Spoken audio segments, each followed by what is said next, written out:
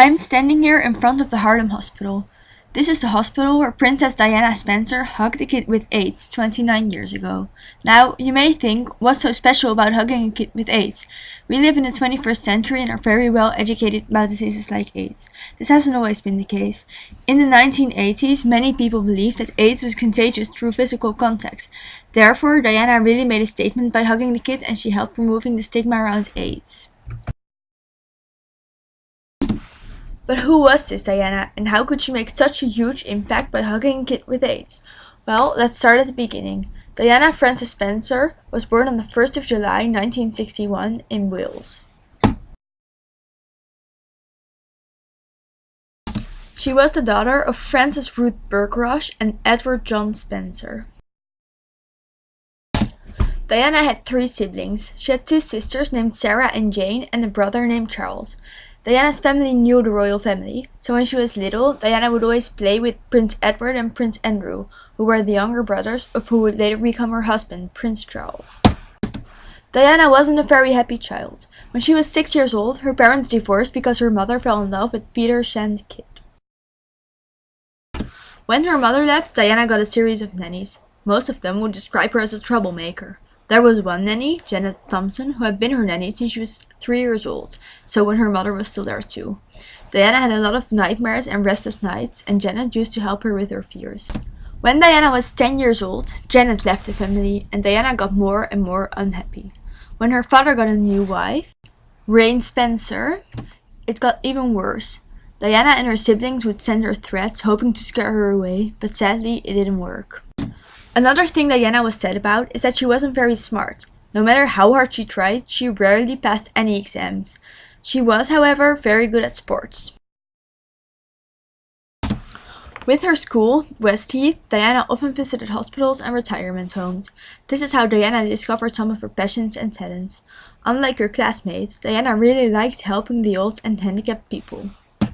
When Diana was 19 years old, in 1980, she got invited by Prince Charles to a polo match.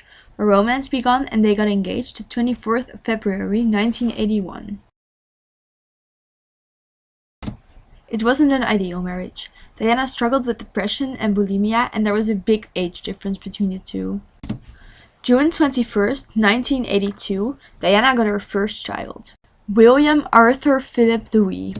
2 years later, September 15, 1984, they got their second child, Henry Charles Albert David. During her marriage, Diana was president or patron of over 100 charities. A few of the most important ones are AIDS charity work. Diana donated to a lot of AIDS charities, but her biggest contribution to the AIDS charity work was first hugging the kid with AIDS in 1986, because by doing so, she removed the stigma associated with AIDS. Diana caused the beginning of the public conversation about AIDS as an epidemic. She once said, "HIV does not make people dangerous to know. You can shake their hands or give them a hug. Heaven knows they need it." Landmines. Princess Diana had a lot of concerns about the use of landmines. She helped put international pressure to pass a ban on the use of them. Centerpoint. Centerpoint is a charity Diana founded. It helps homeless youth and teens by getting them off the streets. They provide them shelter and help. It's now Prince William who patrons this charity. The Leprosy Mission.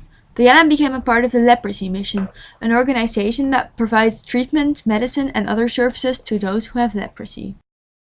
The Royal Marsden Hospital. The Royal Marsden Hospital is a hospital known for treating childhood cancers. Diana supported this hospital a lot and was often seen holding little cancer patients. The Great Ormond Street Hospital for Children. This is a hospital for children with rare and complicated diseases and injuries. Diana was a patron of this hospital. And these were only a few of the charities Diana supported. There were many, many more. That's why she was also called the People's Princess. Diana once said, "The worst illness of our time is that so many people have to suffer from never being loved." Diana really changed the royal family and the people's opinions on it because she made it warmer and beloved. Diana and Charles broke up in 1992, but they didn't actually get divorced until 1996. In 1995, Diana won the Humanitarian of the Year award.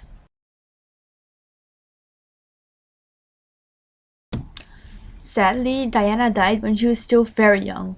She died the 31st of August 1997 in a car accident in Paris, along with her boyfriend Dodi Al-Fayed.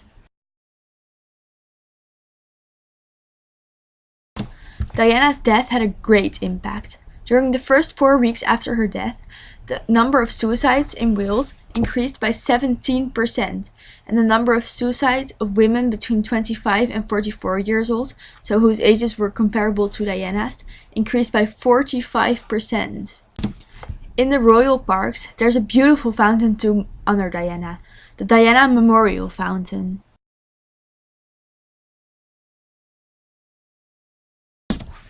There are still several memorials every year to remember Diana and to mourn her because of the great impact she has made. Princess Diana Spencer is the greatest Briton, and I'll give you a short summary why. First of all, she's done a lot of charity work, which enabled us to find out more about diseases and to cure them, which is still very important. Secondly, she removed the stigma associated with AIDS, so that AIDS could be publicly discussed. Third, she changed the royal family forever by making it a lot warmer and more accessible. And third, she still is a role model to many, many young women. Even though Diana died, she'll forever live in our hearts, because we'll never forget all the great things she's done, not only for Britain, but also for the world. And that's why Diana is the greatest Briton. So what are you waiting for? Go vote for Diana and text Diana to 09091212.